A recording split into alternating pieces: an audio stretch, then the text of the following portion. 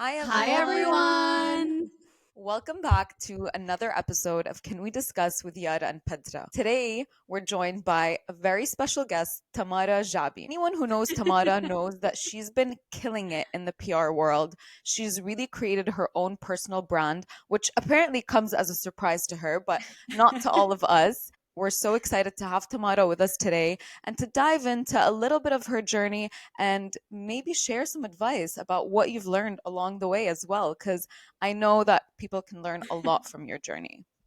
Hi, Thank you so Tamara. much for having me on. Thank you. Hi. We're so excited to have you. Me and you met a while ago back in college. So you studied in Canada and then you came back to Dubai. And ever since, smallah, smallah, smallah, you've been killing it. And obviously, we That's follow your really journey. nice. No, really, you have. You've been with a lot of huge global brands, which is super cool. You started, I believe, with Dior Beauty, working with them in PR, and then you moved on to Sunday Riley, and now you're a freaking editor in chief of a huge news website. So I'm so proud of you, first of all. But tell me a little bit, like, did you always know that you had like an inkling towards PR? Well, first of all, thank you so much for all those lovely words. You guys are awesome. And yes, we do know each other from a long time ago. So it's amazing that you're doing this podcast with your sister. I love this. I honestly think it's great what you guys are doing. But yeah, so I grew up in Dubai and I was just always a very social person. You know, the type of daughter that loved her mom's friends and would hang out with her mom's friends, and all the mom's friends loved, hanging out with me, and I loved it, and I thrived with my mom's friends. And then they would always tell me, "Inti لازم تعملي PR," for the non-Arabic speakers. You should do PR. So it was like embedded in my brain from a young Wow. age that I would be so good at doing PR, and I didn't even know what PR meant. I had no idea what that entailed. I only knew about marketing, finance, being a doctor, a lawyer, engineer. The most common things that you hear in an Arab household. But PR was never something that I understood or knew about. And then going into university, I didn't want to do business like my brothers did, like most people did, business school in Montreal. I did journalism instead because I loved writing and I loved broadcast and I loved, I took English literature in high school. I did high level English. So I just loved that field. So I was like, oh, I'll do journalism. And I went to school in Canada. That's where I met you. And I studied journalism there. It was broadcast journalism, so I specialized there. And then after leaving the journalism school, then I moved back to Dubai, which a lot of people do. So like you grow up in Dubai, most likely You're gonna move back you here. move back here, Yeah. you come back to Dubai because the opportunities are here are great. Yeah. Coming back home to your family is very common in the Arab world. Like you just come back to home to your parents and they support you throughout. So I moved back home, and then I started working at it was like a startup with like a friend. It was like his startup. So that was like my first job. And while I was doing that, yeah, it was just something that I was like, oh, I needed a job. And he's like, yeah, I can hire you for a little bit. I was like, yeah, I'm down. So I did it for a little bit. That lasted maybe 4 months. 4 months That's before, great for a first gig. right? Yeah, I was really like, yeah, I'm is. down for a Yeah. startup. And that lasted 4 months before I moved, before I found an opportunity at Dior Beauty. They had an internship opportunity. And Yes, I I knew someone remember. that worked there and said, oh, by the way, the PR team are looking for an intern. And I was like, oh, I would love to apply. Simultaneously, Chanel was also looking for an intern. So I applied at Chanel as well. So I had Dior and Chanel, both interviews lined up. Nice. But Chanel was the events department and Oh. Dior was the PR. So I interviewed with Chanel, and I interviewed with Dior. Actually, funny story. I went in my interview at Chanel. This is a bit TMI, but I got my period in the interview, and I was Oh my super God. embarrassed. No Yeah. It was way. awful. No way. I leaked through my skirt, and it was Oh luckily the my yeah. It was God. it was so embarrassing I for would At me. die. Chanel. Yeah.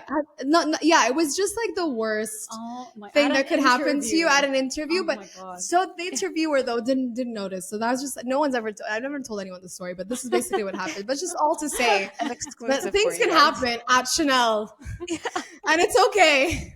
During very important during an interviews. interview at the tender age of 20 or 21. How old was I when Oh my I graduated at God. 20, but I think I interviewed at 21.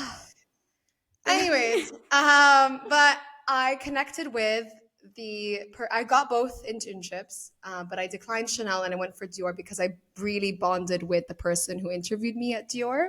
That's amazing. Yeah, I just loved That her says a lot. energy. Big difference. Yeah.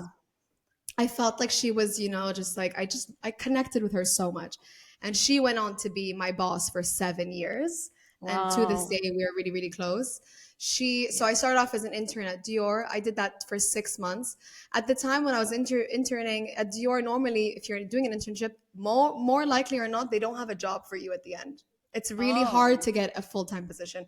But because you've interned at LVMH, you can move to other LVMH roles likely Fair enough. if there are opportunities. But back then, it was really not very hard to find a job after your internship. This was back in 2015.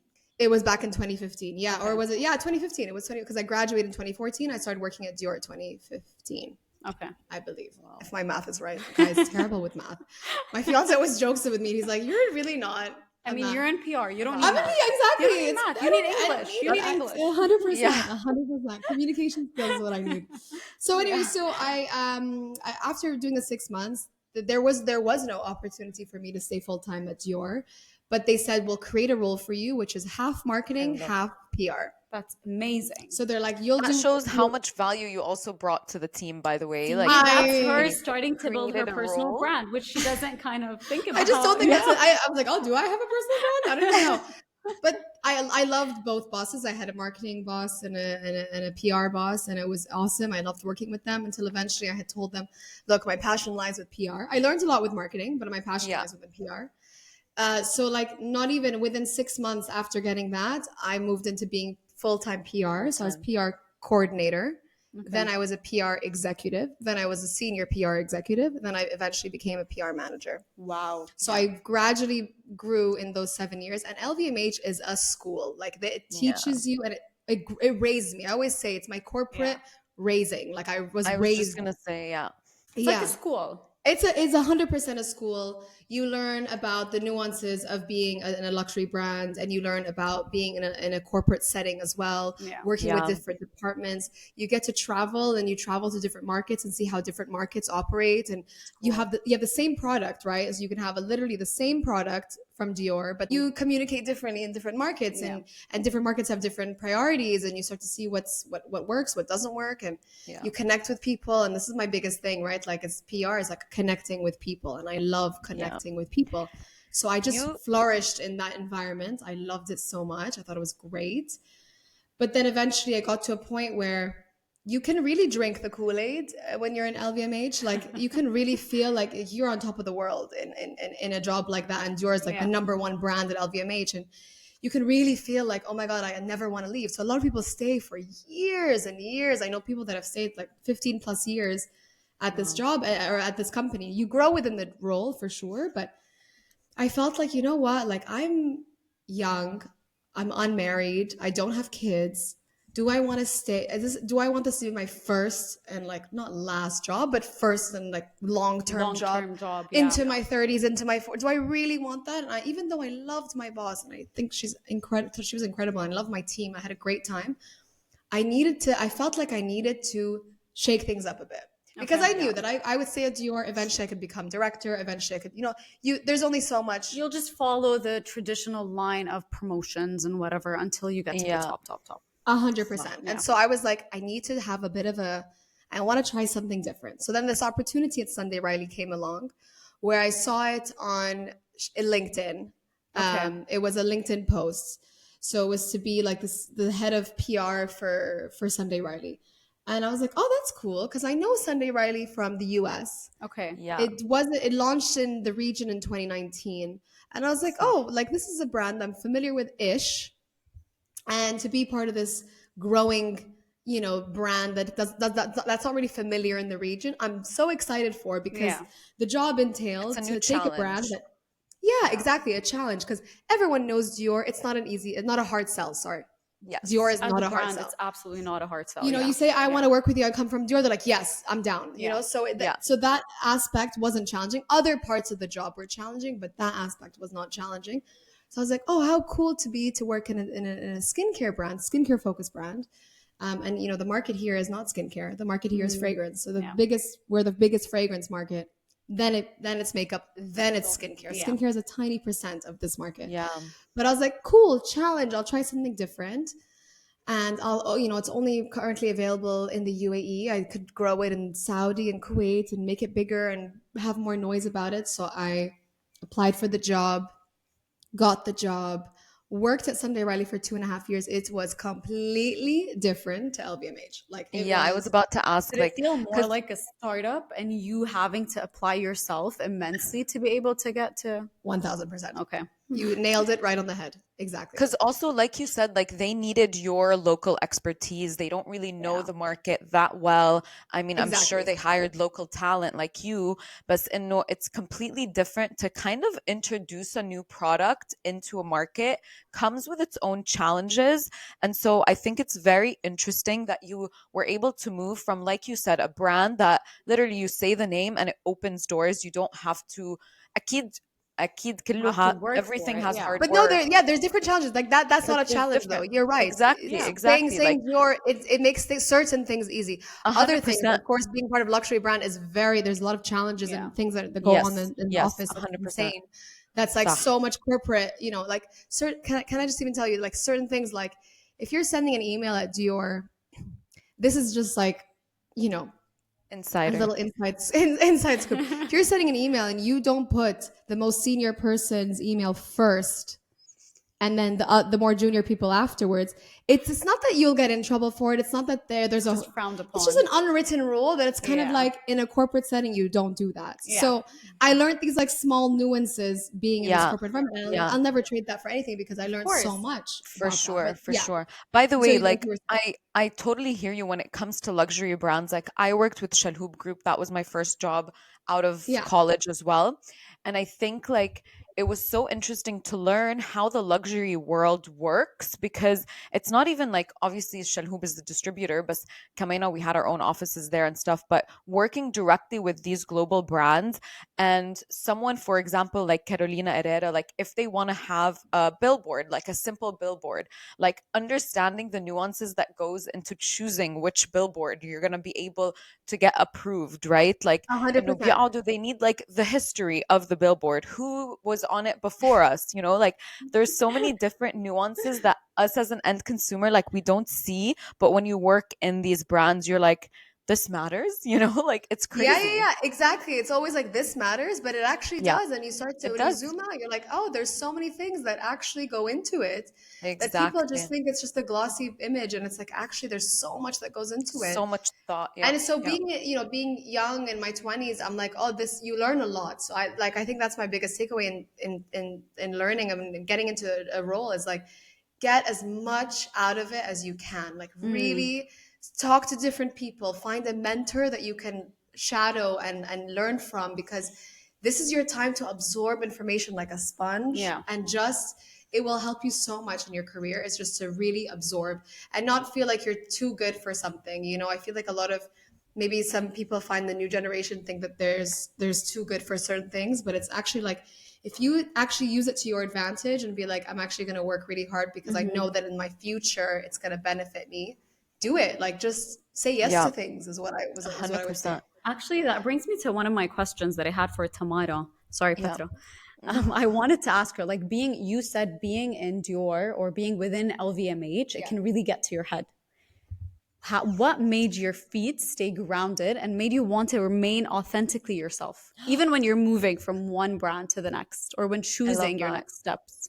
That's a great question because it's true. You do drink the Kool-Aid when you're in these brands. It's just about realizing what matters. It's like being authentically you. I think for me, like having my community, so like my family and my friends, and I look at what's important, makes me think that this is just a job. Like Yeah, it's not, it's a job that I want to work hard for. It's a job that I want to strive to be good at and I want to, you know, excel in, but it's not everything. I You know, you love that. really have to look at your surroundings and Yeah. kind of take a step back and kind of to reflect. The most important thing is to reflect. I think people go at this supersonic pace in Yeah. life, and they're like career, career, career, and like life, life, life, and you know, money, money, money, or whatever it is that they're Yeah. striving towards. But if you don't take a step back to reflect and to realize what the important things in life, life will pass you by like that, and you're just not going to realize that it's the job is you're a number in this company. 100%. You know what I mean? Yeah, It's like they're not 100%. going to be Yeah. there Yeah. when you Yeah. your important life moments, like your family and your friends and your Yeah. community. That's what really matters. The people that Yeah. you meet at your job might be there for your personal stuff as well, but the actual job itself is not that important at the end of the day. 100%. And it's Yeah. just about looking about what you want to do with your life. Like Yeah.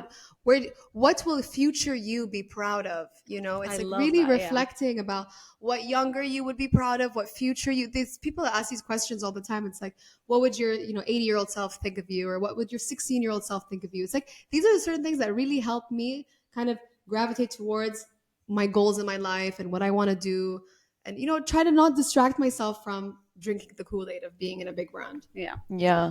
I love I that, love Tamara. that. And I think, Yana, we keep circling back and like talking about your personal brand, but I want to dive into like actually talking about it because I think it's so interesting. This was something that happened organically, I think, for you. And it's very Tamara coded for it to happen or organically, because of who you are like as a person. And what you just said reflects just that, right? Like being authentically yourself, always looking back and like reflecting on things that really matter. And I think like I can tell because of your business relationships and how you built friendships through your different jobs, I think that like says a lot about who you are and your personal brand.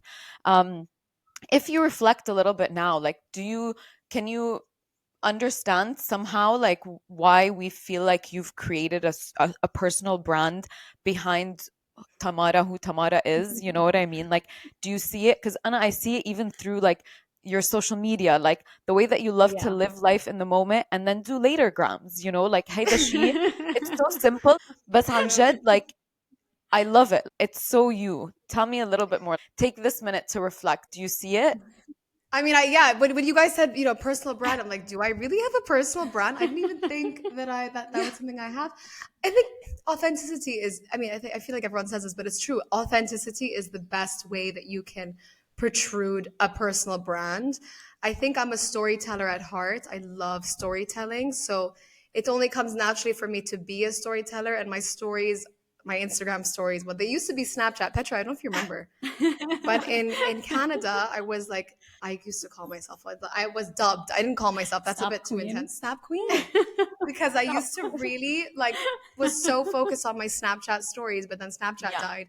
Although it's revived now. It's revived. It's especially revived in the region. In the region. Everyone loves Saudi, Snapchat. that's what they do. That's a Saudi key takeaway. never quit Snapchat. Never Saudi quit Now Snapchat. there's like a whole uptake in Saudi. Yeah, yeah, yeah. 100%. And then brands are investing in Snapchat, by the way. Yeah, for your brand. 100%. Like I Definitely look remember, into Snapchat. yeah, I remember For for us, Saudi. like with through my experience in the Middle East, like whenever Saudi was in the question, Snapchat was always part of our media plans. Like it was 100%. never even like a question there, So Which is it's crazy when you interesting. think But about it, yes, because you were nobody the Snap uses it. queen. No one we don't use it anymore. Yeah. I mean, I completely deleted the app off my phone. I did a Snapchat takeover for SheerLuxe, and I was like, I don't know how to use. Like, it's so like I'm lost. Like, how do I use this? I had to do a whole tutorial. I was like, how do I use this? And I used to be so good at it. Now it's changed dramatically. But yeah, essentially, storytelling is at the core of who I am. I love storytelling. It's so my vibe. So I guess it comes out through my social media and my Instagram stories. And I later gram purely because I do want to live in the moment. I feel like Yeah. if you're taking content, like that's why I feel like I could never be a really like a full-time content creator, because these content creators, the way that they work, because working in PR, I realized how much work goes into their content and how they So create much. content. Yeah. Guys, it is like really tough to do this. Of Like, course. Or else editing. everybody would be doing it. yeah, right? like no way. I really chapeau to those people. People think, oh, being an influencer is so easy. Like, yes, there are parts where it's so easy, and I agree so with you. fun, and you get all the free stuff Totally. and whatever. But I mean, there's a lot of work going behind it to get Especially- you were to that point. Yeah, especially when you are a true content creator and you Yeah. edit your videos and you post all the time and you're posting 3, 4, 5 times a day. And I'm like, I find that a challenge. I can't do that. I have to post later. I still have, but it gives me anxiety sometimes. I'm like, oh my gosh, like I haven't posted stories from like weeks ago. And like my best friend had her wedding in November and she was like, when are you doing your stories? I'm like, I know, I need to get on. And I mean, I just published them like last month, but yeah, I don't know if that answered your question at all. I feel like I segued, No, it but did. my personal brand is just authenticity. It's just Yes, who I am. 100%. And I'm okay with oversharing a bit on social, but I also keep certain parts to myself and for myself because I feel like if you share every single detail of your life, it suddenly becomes actually inauthentic because Yes. you're doing it for other people, but not for yourself. That's what I was going to say. You do it in a very real way. Yeah. And you're not afraid to show that realness on social media. Yeah. Right? Yeah, It's 100%. I feel like I want to, and I do what I feel comfortable doing. There's no agenda, there's no motive, there's no like, especially not being paid for any of it. It's like, I'm not trying to get something out of it. You know, there's nothing I'm trying to get out of. It's just if things happen naturally because of what I post, then great. But otherwise, there's no aim or agenda. yeah. Yeah. I think basically my personal it's a brand. great thing. I think it's a beautiful thing what you've built. Like the authenticity that comes through the screen is very, very real. And I see it, like I said, as well within your jobs. And it's interesting. I think what I would love to hear, going back a little bit to career, is like,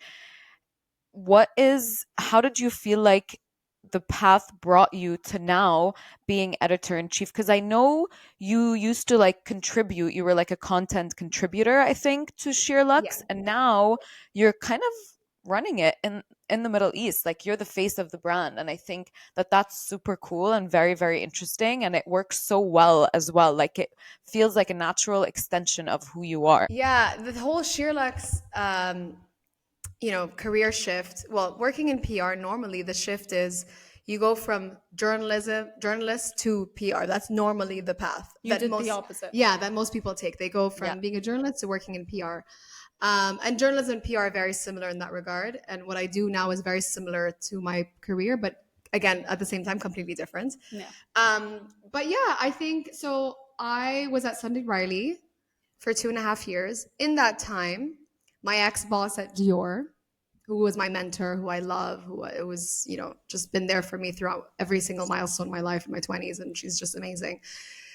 She actually connected me with the founder and CEO of SheerLuxe, who is Georgie, who is currently my boss. And she was like, oh, Georgie is opening SheerLuxe in the Middle East. I don't know if you're familiar with it in the UK. And I was like, yes, I actually love their content. And I only recently, after she told me that, I only was recently following them. And I love their content. I thought they're so fresh, and they are the pioneers of employee generated content. So we always hear about user generated content, UGC, but they are the pioneers and are literally, I would say, coined the term of EGC, employee generated content. I love that. A lot of brands used to post brand content, historical, content and heritage content and beautiful content about the brands. But now you see more and more brands doing EGC, which is like behind the scenes, what goes on. Yeah. You see it a lot Yeah, now, yeah, right? yeah. I want to credit SheerLuxe for doing that because they are, I would say, one of the first that I've ever seen do it. And I was following them for a while. I was like, oh, they're cool. And I think that what they have is great. And their product and their strategy is really smart. And so when she told me Georgie's coming to Dubai and would like to, open SheerLuxe, and she's just trying to meet people, I thought I'd connect you. I was like, yeah, I'd love to meet her. We went out for dinner with her team and a few other people. And she was like, let's just see how this goes. Like, would you like to do a few pieces of content for us here and there? I was like, yeah, I'm down. Nice check with my Sunday Riley team. I was like, do you think I can do this? And they're like, as long as you're not talking about like a competing skincare brand. That's amazing of them. Yeah, you can, it's totally fine. So I was like, oh, So cool. it overlapped a little bit, huh? I love that. No, I did. I contributed on beauty for like a year probably before joining. No way. Yeah. Oh, By the way, I think that's also like there's such an important lesson here too, is like sometimes people shy away from talking to their boss about another potential thing that they might be interested in pursuing. But I think it's amazing that you were able to like just be transparent about it and have that conversation, because look at where it led you. You know what I mean? Like, it's so important to be able to have those Exactly. conversations. Yeah. And you miss 100% of the shots that you don't take, right? The answer will always be no if you don't just try. And Yeah. what's the worst The that can worst that happen? can happen. You're not going to lose your job, and 100%. Yeah. it's just you ask the question and it's it flows. And I Yeah. wasn't doing anything that was against company policy. It Of was just purely course. contributing for beauty content. So saying my favorite things in my beauty pouch. Obviously, if it was anything skincare, I would not mention any other brand other than my brand, which was Sunday Riley at the time. And then I would do some social content. So I would do like a day in the life. I would do my 5 places that I like to, have a coffee, things like that. Just like random stuff.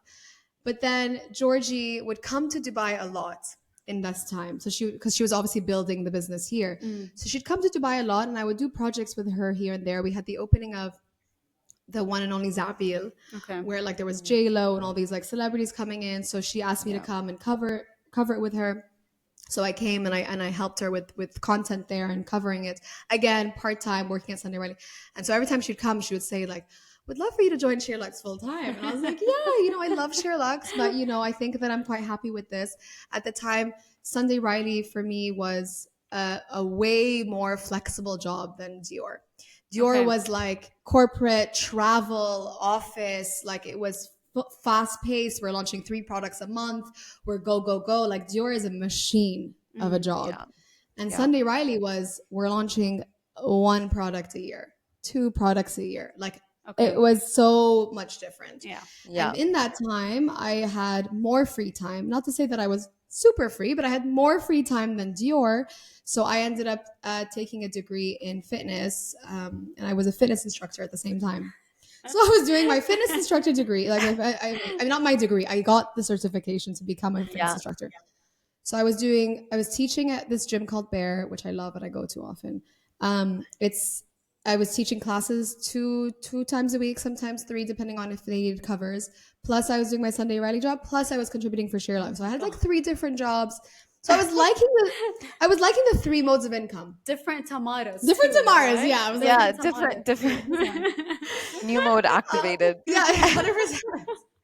So when Georgie was telling me, "Oh, would you like to join SheerLuxe full time?" If I had to join SheerLuxe full time, I would have to give up my fitness thing, and I had to give up. Well, I might have to give up my fitness thing, and I would have to give up Sunday Riley. So I was like, I don't know if I'm ready for that. So Okay, fair. it was a few months of like, "Are you sure you don't want to join full time? Are you sure?" And I was like, "Yeah." And then there was one project where I was like, I learned more about SheerLuxe's vision. I got in on some meetings. I met the team a bit more. I got to know what SheerLuxe is really all about, what their plan is and the vision is in the Middle East. And I was like, oh my God, I would be stupid not to take this job. You wanted to be a part of it. And I really wanted to be part of this Yeah. growth. And I really believed in it. I've always believed in it, but I think I just dove deeper into what her vision really was for the Yeah. Middle East. And she is an incredible woman. Like, I really respect this woman so I much. really And want to meet her now because you of how much have to Tamara meet her. talks about her. You have to meet her and her whole team. Like, they are just really wonderful women that are just Yeah. so inspiring. And I was like, I want to be part of that. That's really It's a cool. testament to her as well, right? Because she hired Yeah. all of you. Exactly. So Exactly. And she 100%. hires good I people think and- like before coming into the podcast, I was also like looking a little bit more into SheerLuxe and into like the content. And you guys just recently launched the podcast in the Middle East, and just like the whole team just looks like just a nice little family and like gathering of friends almost. You know what I mean? Honestly, yes, it really feels like that. Yeah. I feel like I Yeah. connect with them, and we travel a lot together now that I'm fully Yeah. in this role. So it's just you start to get to know them a bit more, and you start to realize that they're just really cool people. And I Yeah. thought it was an amazing opportunity that didn't want to pass. So I joined with them. I joined full time in June 2023 as their editor in chief, and it's been a whirlwind. I can't believe it's been less than a year of me joining Yeah. full time, because it It feels like I've seems done so longer. much since. Yeah. But it's awesome. Honestly, it's great. It's a different ball game, Yeah. being a journalist versus PR. Now, I'm like at events with all my PR friends. I'm like, hey guys, I'm on the other side. I'm on the And all other the journalists side. I used to work with, I'm like, I'm one of you now. And they're Yeah. just like, oh, great to have you. It's literally I've been welcomed with open arms, I will say.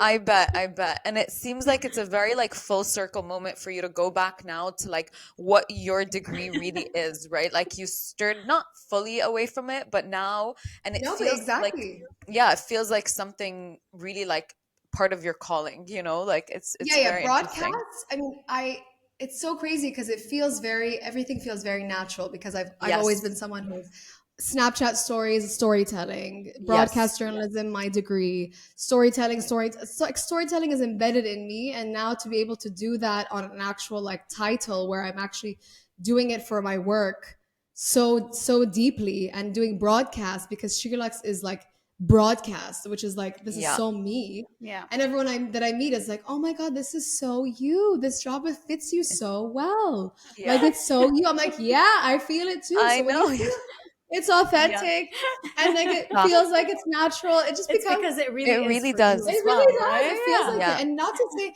and I also don't want to have this idea where it's like, this is me and it's all me. Because we as humans, we change, we evolve, we adapt. So yes, it's Very me. It's true. me right now. It's how I feel I am. But it doesn't mean that it's me forever. I could be something else in the future. But it's Yeah. also nice to feel so مرتاحة, comfortable. Like this صح. is me. I feel comfortable. I feel happy to be here. I feel Yeah. motivated to come to work. I feel motivated to do these projects. And I was connecting with people in PR for sure. Definitely there's connections with people there because that's what PR is about, building Yeah. relationships. But now to be amplifying people's voices as a journalist is the most rewarding part of my job. Like I get to meet someone who has built a brand, who's worked in X industry, and I get to talk about their stories and I get to amplify their voices, and it's so cool. Like it's It's so amazing. cool. Honestly, it really is so cool. And to be It in the really Middle is. East, like now is the time. I feel like the uprising of wanting to showcase talent in the Middle East and show people how cool the Middle East is. Like, Yes, Yeah. I'm so down. 100%. It's the Right? Yeah. best place to be. Yeah. For this right now, it's the best place to be. Exactly. For this specifically at this point in time. And this is what SheerLuxe is like all about, right? They're really about not coming in like and being like, oh, we're coming in as like the British media and we want to come to the Middle East and we just No, want to they're implement British media here. They're like, no. You We tell want to us. know, yeah, we want to listen, we want to learn, we want to be authentic, we want to be Yeah. real. We don't want to be this like, we're coming with our preconceived ideas and we're just going to implement it here. It's like really, Yeah. and that's what really drove me to join this team full time because they're like, we want to do it authentically, we want to do it real, and they're open to learning. They're open to learning from any mistakes that they make as well. They're like, oh, we shouldn't have done that. We'll do this differently next time, which I love. Super real and super authentic. Yeah. Yeah. No, I love that. I think like one common denominator that I hear from your story as well is how important having like a good boss and a mentor, more importantly, like in your boss. Because I think like I always say that, and I always, even with my career, I take the same approach where it's like I want a mentor in my manager, and if you're not, like I'm not having a good time here anymore. So I think No, like yeah. It's. I've been honestly so blessed. I will say that my friends always tell me like you're so lucky that you had such great bosses in your life. alhamdulillah, yeah. But for anyone that, alhamdulillah, seriously, but for anyone that doesn't, you can find that elsewhere. You just have to communicate to other people. Like, Yes. yes, it's hard to find bosses. You don't pick your boss, right? You don't pick your sometimes- boss. you You pick the job. Yeah. You don't pick the company. You don't pick the boss. I mean, you pick the company, yes, but you don't pick the boss. But everything else you don't pick. You don't get to But choose. I think it's Yeah. also what you said, right? You have to always be open to saying yes to other things when one thing stops serving you. 100. Wow. Yeah. Mic drop. Should I drop the mic? Yes, absolutely. No, 100%. And just like the best thing you can do is connect with others. Network. Say yes to things, even if you don't feel like it. Just say yes. You never know who you're gonna meet. Obviously, there's a balance. Don't drain yourself. Like I'm guilty of this sometimes, where I say yes to everything, and I'm like yes, and I'm like, oh no, my social battery is drained. I need You to also hide. have to learn to say no. Learn to say no. Yeah, absolutely. Yeah. But at the same time, if you are saying no because you don't feel like it, but like then you know you should say yes. You know, if you're saying no because you really need that time for yourself, then yes, Or it absolutely. doesn't feel right for you. Yeah. Yeah. 100%. Then I get it, but like if you're just doing it because like مقلك جلادي, or you're like, I'm like just not really, you know, like there are certain times where you absolutely should say yes to things, just because you never know who you're gonna meet, you never know who's gonna connect you Very with true. whom. Is that how you say it? I don't have the English grammar, like clearly Whoever's journalism degree. But you know, it's about finding a mentor, about finding someone that you can learn from, who you Yeah. can talk to and ask questions and feel like you're learning. Most important thing is that you're learning, whether that's Yeah. in your job with your manager or outside your job with someone else. Yeah. So Yeah. having, you said that having your family, your friends, those people Yeah. all around you also really help you. Oh my God, community is everything. Literally, if you have your community, always say this. I'm like, I can leave Dubai as long as I have my community. I need to have community. It's so important for me. Yeah, and it's Yeah. important for a lot of people because that keeps you grounded. It keeps you keep going. It keeps you motivated. Like I am so blessed, Alhamdulillah, alhamdulillah. No, alhamdulillah, for a it's great community. yeah, it's the most important thing, community, honestly. And I think, like, for me and Jason, moving to the US was like a wake up call in terms of how important community is. Like, sometimes you are, when you're in the Middle East, and it's something that is just so naturally happens because of all the families around Yeah. you, you grew up with everyone. Sometimes you can take it for granted that, like, you have your parents around, you have your siblings around, and your best friends are with you, but that's not like the reality of the world. Is like, in the Middle East we're very much like protected, and we have a little bubble. I love our bubble, but it is a little bit of like a protected bubble. And Yeah. so it's important to make sure to recognize those blessings, and to recognize that having a community is not something to take for granted, for sure. And how do you recognize that? Is reflection. That's the key. You have to Reflection. reflect. Yeah. You have to step back and reflect Yeah. and not go at a supersonic pace in life. You just have to really take moments to reflect. And, everyone talks about the gratitude journal and just like really sitting with your thoughts and thinking. That's how you also don't drink the Kool-Aid at big Yeah. companies. You just reflect. You're like, Yeah. okay, what's important? How am I grateful for what I have? And gratitude is the highest vibration, right? It's the highest frequency of vibration of how you can feel. And so if you do that daily, those little increments of feeling gratitude, saying alhamdulillah, like feeling like you're grateful for what you have, you will in turn protrude that in your life. Yeah. Yeah. Yeah. Yeah, I love that. I think Well, that's throughout the episode, like, you answered a lot of questions, but did get a few questions on Instagram for you. So I picked Ooh. top three.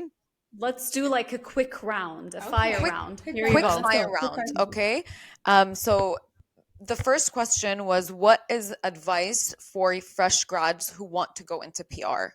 Like, one piece of quick advice.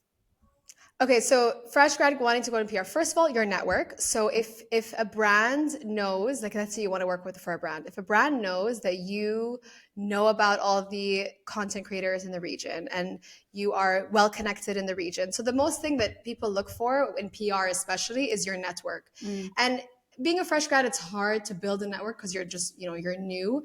But the more you show a brand or a company that you have a solid base and you have a network, the more that you'll be an attractive candidate. So talking to people, finding someone that works in PR already and understanding it through their lens and Yeah. understanding what projects they're working on. Obviously, they can't share everything if they work in a corporation, but at least getting a glimpse of what their day-to-day looks like and what they require of an intern or a coordinator or anyone that's coming into the business, so that you can embed that in your language and what you tell the interviewer, right? Yeah. Because the most important thing that you want is to feel like you get that interview. So when you get that interview, being able to say the right things will essentially get you the job. Yeah. And I always say, like, sometimes you don't need to have all this like experience. You learn on the job. So it's about knowing what to say in your interview. And if you're looking for to get an interview and to get that job, to get that initial interview, it's about networking, talking to people, putting yourself out there, reaching out to people, be like, I know that you work here. I know that your friend's cousin works here. Like, do you think I can talk to that person? Just a conversation. And then they'll have you top of mind and they'll be like, oh, there's a job that someone wants. And it's about conversation, network, talking. That will get you Yeah. far in life, I would say. It's so important, I think, not to worry about يعني بالعكس ask these questions, ask your صح. people Put around you, yourself like out it's there. Yeah, and yeah, put make yourself it out there. مش fun. غلط يعني ما Yeah, حدا yeah, يحس حاله صح. انه بستحي ما بدي احكي معهم. Oh my لا God, no, اسأله. that will actually propel you to go Of backwards. course. Also, Yeah. I feel مزبوط like in مزبوط. PR, if you're like that, إذا بتحسي ما بدك تحكي وما بدك to put yourself out there, you shouldn't be in PR. Oh, 100%. wrong field. 100%. And ask people Yeah. questions. Like the amount of times I've gotten like moms, friends, daughters who want to just meet me for a coffee and understand more about what I did in PR when I used to work in PR, and all the things that I've done. The amount of times I've gotten these, I'm like, well done on you. Like, yes, Yeah. invite people for Yeah. coffees and have مزبوط. these conversations and Yeah, talk to them it's to, so to important. widen your knowledge. Because if you're the smartest person in the room, you're in the You're in the wrong You're in the wrong wrong room. room. Just dropping these quotes here and there. Another one is, what was your top skincare tip? Ooh, I like that. Ooh. Definitely removing your makeup every single night. This is the number one tip. The amount of nights I've gone without removing makeup is horrific. But then also and till this day, having a dermatologist that you have a history with. Ooh, This is, I love that. And you okay. trust And with you trust everything. someone so that knows your interesting. skin, so that Yeah, whenever you feel like you have a flare up or a they reaction, or you understand feel it. like you need a cleaning, you have that one dermatologist that you go to Yeah, regularly that knows your skin and knows your history. Yeah. Because then they can recommend the right treatments and procedures. But I definitely think removing your makeup is my number one. I would agree, honestly. Yeah. I can't sleep without removing my makeup. Oh, that's lucky, because sometimes I Yeah. actually do, and it's terrible. I can't do it. That's good. No, it is important. And just like also not overdoing it with the skincare. I think everyone follows trends and they're like, oh, gotta have my 10-step skincare routine and gotta have the retinol, gotta have the lactic acid. And yes, those are great products, but your skin doesn't always need those things. And not every skin type Yes. needs all these things. 100%. So Yeah. don't fall into the trap of like consumerism. This is my biggest thing. Yeah. People love to yeah, I consume. love that. As a girl in the Middle East, how do you still feel like you can still be your authentic, outgoing, open self, especially on social media? Well, that's an interesting question, because my mom would disagree. She's like, I'd rather you be less authentic and Yeah. less oversharing. شو My mom would شوي say, يعني. like, sometimes I get replies. My mom sees my stories like, "Mama, شو هيدا? Mama ليه?" Like, why are you doing this? No, I'm kidding. It's about the way that I was raised. Also, I think my parents instilled a very lax mindset where I could just be myself, and I was I was very comforted in the fact that they let me be who I am. Yeah. So that's the most important thing. I think a lot of girls from the Middle East, some girls in the Middle East face that, where they can't be themselves so much because of fear of society, fear of parents, fear of family members. Like, Yeah. there's all this. So I will say that I'm blessed in that regard. I feel very grateful and privileged to come from this standpoint. But then also explaining to my parents was one of the things that led me to be so authentically me, in the sense that I have 3 older brothers, and my parents, or at least my dad mostly, made it a point to not give us double standards. I love that. It was like, I have 3 older brothers. They were able to bring their girlfriends on holidays with us. Yeah. My brothers would have sleepovers, no problem. I didn't have this luxury. I will say I didn't have There are this some luxury. things we don't have. We don't have as that Middle luxury. Eastern girls. But now, growing up in my, being in my 30s now, I feel like I'm trying to teach them and to make them understand that we can't be so different in the way that the way that they raise us and the way that we are presented. Of course, it's not the case for a lot of people, but I think it's just, adult conversations with adults. Like, this is the hardest thing about being an Arab in the Middle East, right? It's like, you're not an adult, you are the child. You are always the child, regardless. Yeah, and I do have a struggle sometimes with my parents, where I'm like, I'm not a child, I'm an adult, I promise you. Yeah. But it's years of like talking and explaining, and look at them, they're doing this, like, I should be able to do this too. Yeah. So I think it's so important, because also, like, our parents forget that when they were our age, they believed they were adult enough to have 4 children. You know what I mean? And it's like, oh my God, I don't even know how they did that, by the way. How are you by the having way. kids at 25? No. That blows my mind. I mean, I would love to have multiple children, but at 25, like, that's so young. And they'd be done by no, 32. And they're like, we're ready. I'm turning Like, 32. Oh my God, I can't. They have grandparents now, and I think that's crazy. Like, Yeah, it's wild. It's wild. It is wild, honestly. It is. Yeah. But that brings us to the end of our episode, you guys. Tamara, thank you. Already? That's it? No, I'm kidding. I loved it. It was so awesome. I loved it. It was awesome. Already. We were like so excited to have you, Tamara, Amjad, and we're so grateful that you I made love it. your podcast. I was so happy to Aw, be here. thank you. Can we Thank you. discuss? Yeah. I love it. But we really thought that like your journey was very inspiring and so on. Just Yeah. to say again, like we're so proud of you. We recognize all of the You hard really work that you put are. You into should be it. very proud of And yourself too. you I know you're proud of yourself. I know that you know that you've put in all of the hard work. Who, alhamdulillah, like the universe is giving it all back to you and you deserve it all. So we love this for you. And Oh, thank you guys. I love the. Should I come on every day? It's a good juju. yes, Just feel it. come all the I feel it time. through the screen. I feel it through next to me. Like I just feel the good juju. It's so Oh, nice. no, I love you guys. Habibi Amjad. So Aw. thank you so much for joining, for sharing your story, for giving pieces of advice here and there, because I think our listeners will definitely be able to get a lot of Yeah. value from you. And yeah, thank you so Thank much, you Tamara, for guys. Thank you coming for being on. you. Love you. Yes, thank Yeah, you it for might be being too me. My mom might. I might get a message from my mom later. Be like, "معقولة?" And It's when okay. It's okay, guys. Just keep going. Be authentic. keep going. Yeah. just Guys, be true to as you. Don't diss anyone else. Yeah. Like that's it. 100%. yeah, Be nice. Be just be a good kind. Most person. important thing. Yeah, Be Yeah. be a a good person. person. Be you, but be And a then good everything will person. flow. Everything will Yeah. flow. Yeah, Sah. I agree. Love it. Guys, Love thank you that. for joining us today for our Thank discussion you, with Tamara. And everyone. as always, make sure to come right back here in 2 weeks for another episode of Can We Discuss with Yara and Petra. Thanks, everyone. Thanks, everyone. Thanks. Bye. Bye.